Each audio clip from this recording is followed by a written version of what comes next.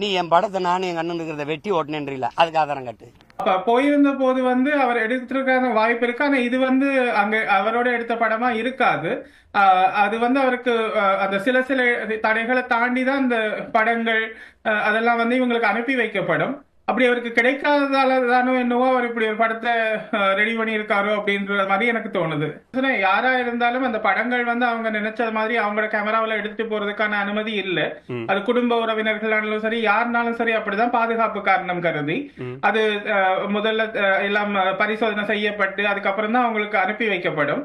அந்த மாதிரி என்ற பொழுது இவர் எடுத்துக்கிட்ட புகைப்படத்தை இவர் ஒருவேளை கேட்டிருக்கலாம், அவங்க கொடுக்காம கூட விட்டுருக்கலாம், அவருக்கு ஏதாவது காரணம் கருதி கொடுக்காம விட்டுருக்கலாம். அதனால அவர் அப்படி ஒரு படம் இல்லைன்றதுக்காக அவருடைய அரசியலுக்கு இப்படியான ஒரு படம் தேவை, அவரோட நிக்கிற மாதிரி ஒரு படம் தேவை என்றதுக்காக அவர் உருவாக்கி இருக்காருன்றதை இப்ப நாங்க புரிஞ்சுக்கிட்டோம். அது